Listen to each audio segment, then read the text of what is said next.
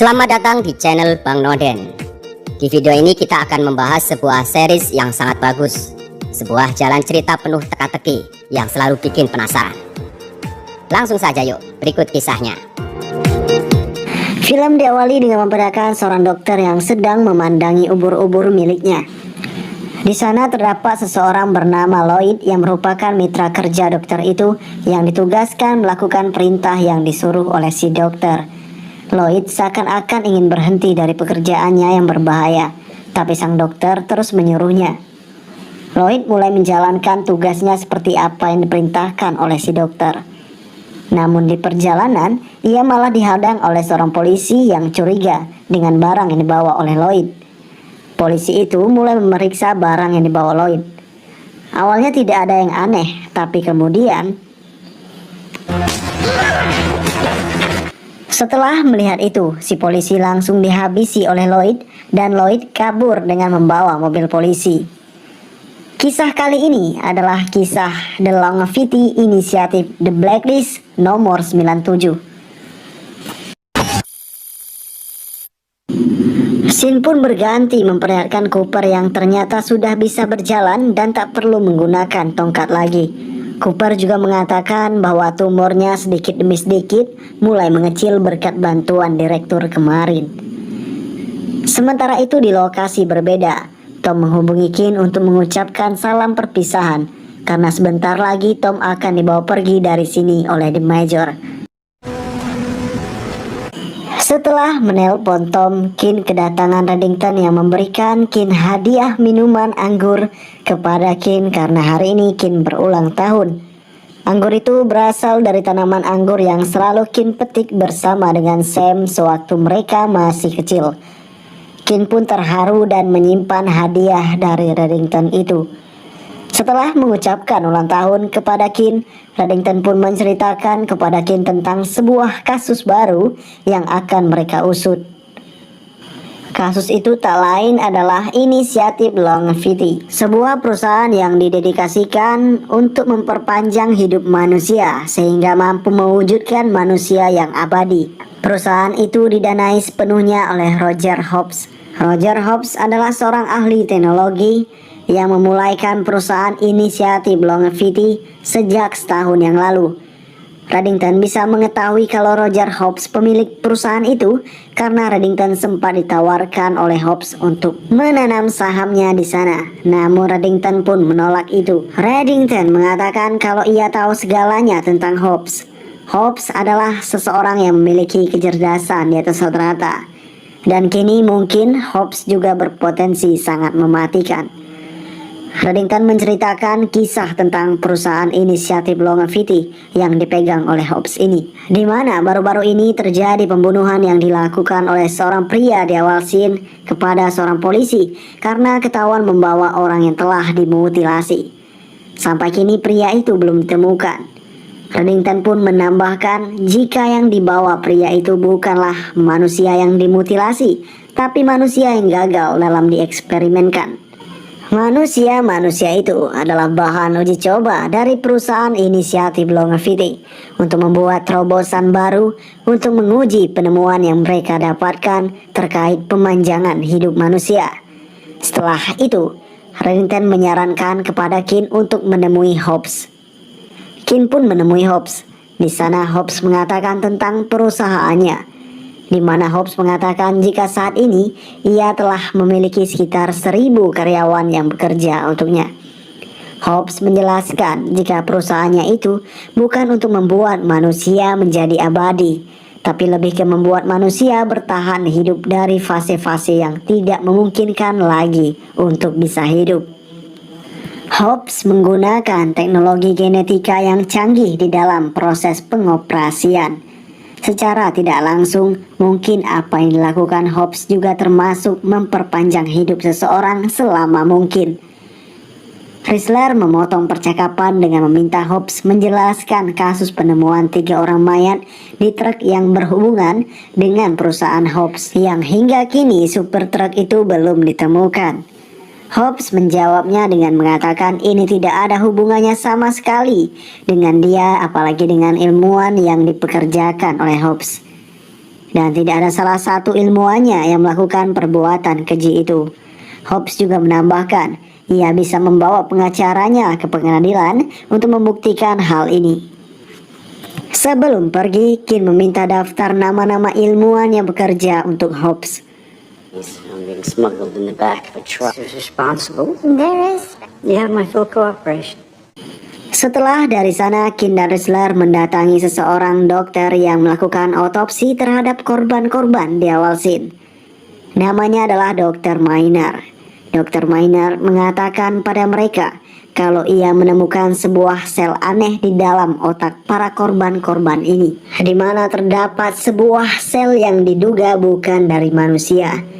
Sepertinya otak-otak korban telah dicampurkan sebuah sel aneh itu untuk mengembalikan otak-otak korban yang sebelumnya telah rusak.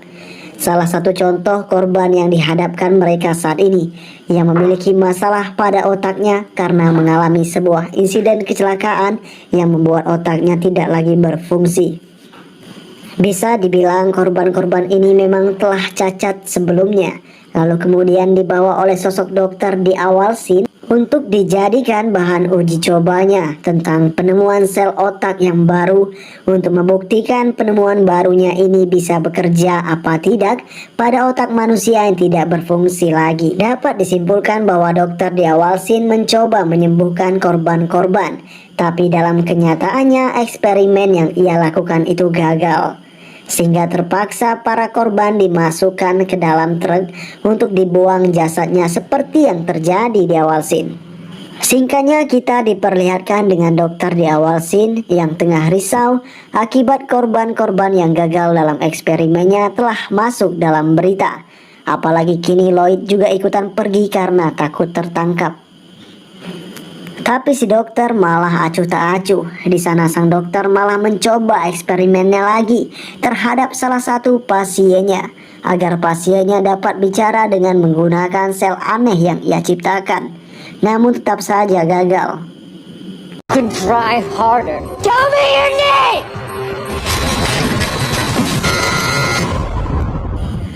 Di kantor FBI, Cooper kedatangan direktur yang ingin bertemu dengannya. Maksud kedatangan direktur ke sana adalah untuk menyuruh Cooper tidak menyelidiki lebih lanjut tentang seseorang bernama Roger Hobbs, karena Hobbs adalah teman baiknya. Meskipun direktur tahu Hobbs melakukan kesalahan, direktur tetap menyuruh Cooper untuk tidak melanjuti kasus itu. Namun Cooper menolak hal itu karena ia akan menjalankan semua ini sesuai dengan prosedur penyelidikan kasus yang ada. Beralih ke agen Kin dan Chrysler yang terus mencoba mencari tahu keberadaan supir yang membawa korban-korban di awal scene, karena diduga supir itu bekerja di bagian farmasi. Setelah melakukan penelitian dengan sangat teliti, Kin akhirnya berhasil mengetahui orang itu yang bernama Lloyd.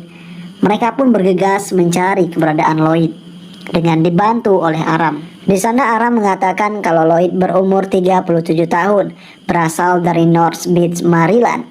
Lloyd tidak memiliki catatan kriminal sama sekali. Namun baru-baru ini, Lloyd seperti hilang di telan bumi dan tidak masuk bekerja. Aram juga menambahkan kepada mereka bahwa mereka harus cepat mencari Lloyd karena saat ini Lloyd akan segera pergi jauh. Di lain sisi, Tom diperintahkan oleh Major untuk segera terbang ke London, karena The Major tidak lagi membutuhkan Tom saat ini dengan segala masalah yang dihadapi Tom. Tom menolak untuk pergi, hingga akhirnya membuat Tom diancam oleh The Major untuk melakukan perintahnya. Lebih tepatnya, Tom akan dibunuh oleh The Major karena kini Tom telah rusak dan membangkang, serta membuat hidupnya digandrungi banyak masalah. Tom terus memohon hingga akhirnya secara kebetulan bos Tom di Jerman yang tak lain adalah Elias Dundee menyerang Tom dengan Major agar ikut dengan mereka. Di sini bisa disimpulkan bahwa di pertarungan tembak-tembakan Elias dan Dee dengan Reddington kemarin, mereka berhasil selamat dari tembakan itu. This is me, right? You know me. What happened last year? Sementara itu di kantor FBI, Kin berhasil menangkap Lloyd untuk diinterogasi terkait dengan siapa ia bekerja dan dari mana asal korban-korban di awal scene. Lloyd pun menceritakan semuanya, di mana dia bekerja untuk Julian Powell yang membayarnya untuk melakukan penculikan terhadap para manusia yang menderita kerusakan terhadap otaknya agar bisa dijadikan sebagai bahan eksperimen bagi Dr. Julian Powell. Lloyd bisa mendapatkan korban-korban itu karena Lloyd bekerja di bagian farmasi di salah satu rumah sakit, sehingga ia dengan mudah mendapatkan korban. Setelah mengetahui itu, Kin menanyakan kepada Lloyd tentang keterkaitan Julian Powell dengan Hobbs selaku pemilik perusahaan. Namun Lloyd tidak tahu siapa itu Hobbs. Tapi meski begitu, Lloyd berhasil menunjukkan lokasi Dr. Julian Powell melakukan aksinya. Namun sayang, setelah dicek tidak ada siapapun di sana. Yang tersisa hanyalah beberapa peninggalan alat-alat dan bahan pendukung eksperimennya, serta satu pasien yang tertinggal. Di sana Dr. Maynard langsung menjelaskan kepada Kin dan Risler tentang penemuan sel aneh yang disuntikan pada korban Julian Powell, yakni dengan menggunakan ubur-ubur. Tapi sebelum itu, Dr. Maynard terlebih dahulu memberitahu Kin dan Risler tentang salah satu penemuan hebat Dr. Julian Powell, yaitu mampu membuat kelinci ciptaannya bersinar karena Julian Powell menyatukan sel ubur-ubur ke embrio kelinci ketika mereka masih dalam kandungan. Setelah mengatakan itu, Dr. Maynard kembali menjelaskan tentang penemuan sel aneh yang dilakukan Julian Powell, yakni dengan menggunakan ubur-ubur jenis Dornithuritopsis yang dipercaya ubur-ubur ini mempunyai hidup yang abadi. Sehingga karena inilah Dr. Julian Powell menggunakan sel-sel ubur-ubur ini untuk dimasukkan ke dalam sel otak manusia dengan maksud membuat otak manusia kembali bekerja sebagaimana mestinya. Setelah mengetahui semua eksperimen Julian Powell, agen-agen FBI mulai mencari tahu siapa sebenarnya Julian Powell. Singkatnya, mereka berhasil mengakses datanya, namun mereka tidak bisa mengakses di mana lokasinya saat ini karena telah hampir 8 tahun seperti menghilang dari permukaan bumi. Namun meski begitu, 8 tahun sebelum ia menghilang, Aram berhasil mengetahui tempat ia bekerja yang tak lain adalah Solusi Sadovo, yang pemilik perusahaan itu adalah Roger Hobbs. Jadi bisa dipastikan Hobbs mempunyai hubungan dengan Julian Powell. Agen-agen FBI akan membawa Hobbs ke sini untuk diinterogasi. Sementara itu di tempat berbeda, Hobbs juga telah merasakan kalau Julian Powell akan membuatnya terlibat masalah. Maka dari itu Hobbs ingin mengajak Julian untuk ketemuan. Namun Julian Powell menolak itu dan lebih memilih untuk segera melarikan diri. Setelah menelpon itu, Hobbs ternyata kedatangan tamunya yang tak lain adalah Reddington. Di sana Reddington menanyakan motif Hobbs membiarkan Julian Powell melakukan eksperimen yang sangat berbahaya. Hobbs pun mengatakan kalau semua yang ia lakukan itu karena eksperimen yang dilakukan oleh Julian Powell ini dapat memberikannya banyak keuntungan di masa depan. Karena jika Julian Powell berhasil dengan eksperimennya, maka sudah dipastikan Hobbs memiliki peluang yang sangat besar di dunia pasar, karena ia dapat memperpanjang hidup seseorang yang pastinya menarik para orang kaya. Di sini Reddington paham maksud dan tujuan yang dijalankan oleh Hobbs, dan sepertinya tidak ada niatan sedikit pun dari Hobbs untuk membunuh orang-orang. Dengan begini Reddington membiarkan Hobbs terbebas. Terlebih mereka juga kenal dengan baik. Tapi meski begitu Reddington juga akan tetap mencari keberadaan Julian Powell. Di tempat berbeda, Dee dan Elias berhasil menyekap Tom dan The Major karena mereka berdua telah membuat misi rahasianya dibongkar oleh Reddington kemarin dan juga membuat mereka sempat terluka. Di sini Tom terus saja diancam agar memberikan mereka sebuah nama yang mereka butuhkan. Dengan ancaman yang penuh darah, mereka berhasil membuat Tom menyebutkan sebuah nama, yaitu Sarah Hastings, anak buah Elias yang telah dibunuh oleh seseorang yang hingga kini pelaku pembunuh Sarah belum ditemukan. Tom berjanji akan memberitahu mereka siapa pembunuh itu jika mereka membebaskannya dan tidak menyakiti Kin, karena saat ini mereka tahu kalau Kin adalah mantan istri Tom. Informasi yang akan disampaikan Tom ini sangat tidak disukai oleh The Major, yang membuat Major sangat kesal pada Tom. Namun tidak ada yang bisa dilakukannya, karena kini Tom berhasil mempengaruhi Elias untuk membebaskannya dengan imbalan nama pelaku pembunuh Sarah. I can help you. Beralih ke Cooper yang saat ini mendapatkan tekanan dari dokter yang disarankan Direktur FBI kemarin, karena kini dokter itu tidak ingin melanjutkan pengobatan Cooper lagi karena tidak dapat perintah dari Direktur FBI. Cooper pun menyadari kalau apa yang terjadi ini berhubungan dengan para agen-agen FBI yang melakukan pemeriksaan terhadap Hobbs, karena Hobbs adalah teman baik dari Direktur. Dan benar saja, saat ini Kin tengah menginterogasi Hobbs yang ditemani oleh pengacaranya. Di sana Kin menanyakan keterlibatan Hobbs dengan Julian Powell. Namun, Hobbs terus saja menyangkal, seolah-olah Hobbs tidak kenal dengan Julian Powell. Kin dan Risler tidak dapat melakukan apapun karena mereka juga tidak mempunyai bukti hubungan Hobbs dengan Risler. Meskipun 8 tahun lalu Julian pernah bekerja di perusahaan milik Hobbs. Namun meski begitu, Kin dan Risler berjanji kepada Cooper akan mencari semua itu dan menahan Hobbs sementara waktu di sini. Namun ternyata Cooper tidak setuju dengan rencana mereka. Dia malah menyuruh mereka berdua untuk segera membebaskan Hobbs dari sini karena Hobbs tidak terbukti bersalah.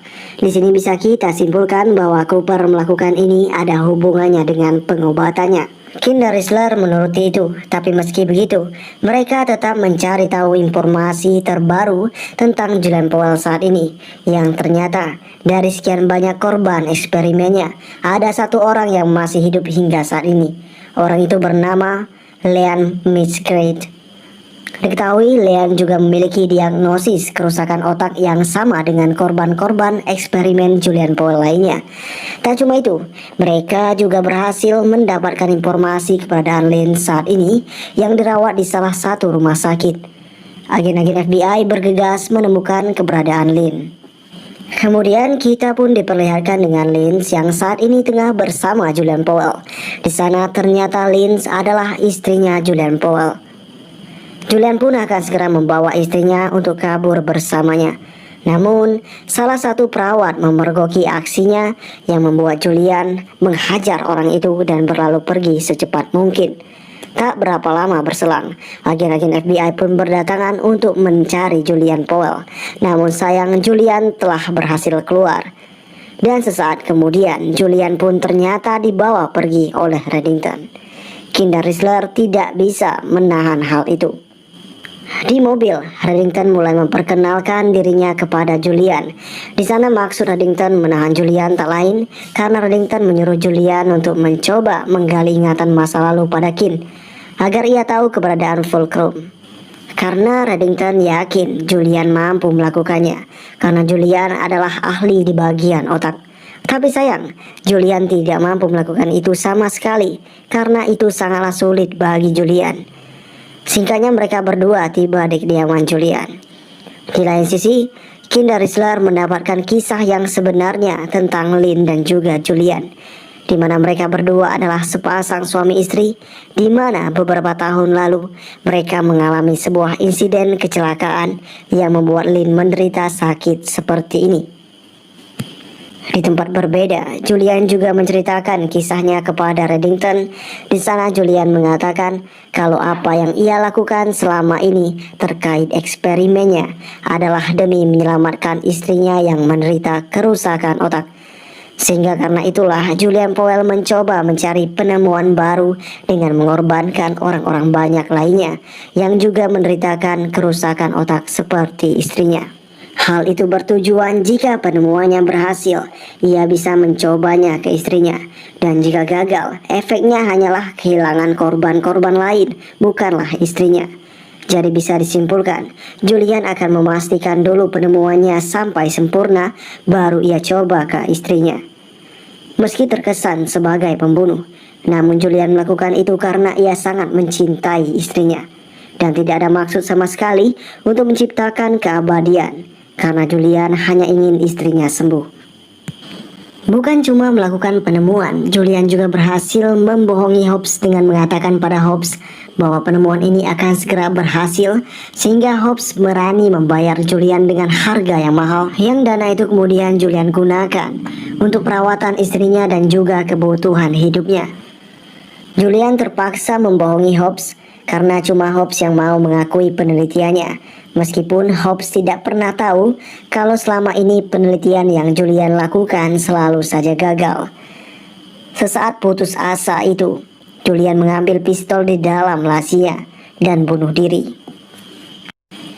Kabar kematian Julian terdengar oleh Hobbs yang membuat Hobbs lebih tenang, karena dengan kematian Julian para agen-agen FBI tidak bisa menemukan saksi dan juga bukti tentang penelitian yang berbahaya yang dilakukan oleh perusahaan Hobbs. Hobbs berterima kasih kepada Reddington karena telah menculik Julian sebelum Julian ditangkap oleh FBI. Setelah dari sana, Reddington menemui Kin yang sedang kesal dengannya. Karena berkat ulah Reddington, mereka gagal menangkap keterlibatan Hobbs dengan Julian. Namun, Reddington meyakinkan suatu hal pada Kin, bahwasanya jangan pernah menilai Hobbs sebagai musuh, karena nantinya Hobbs bakalan menjadi teman yang baik bagi para agen-agen FBI. Arrives. Harold. Sementara itu di kantor FBI, Cooper pun bertemu dengan direktur. Di sana direktur berterima kasih kepada Cooper karena Cooper mendengarkan perkataannya dan membiarkan Hobbs terbebas dari semua ini. Di ruangan berbeda, Kin dan Rizzler tengah merayakan hari ulang tahun Kin. Sepertinya di sini tumbuh benih-benih kecebong di antara mereka berdua. At least you got a dog. Am I am the puppet of some So there wasn't a reservation, so... No. Di akhir scene, Major yang terbebas dari sekapan Elias menyuruh anak buahnya untuk segera mencari keberadaan Tom untuk ia bunuh. Sedangkan Tom juga terlihat membakar semua data dirinya.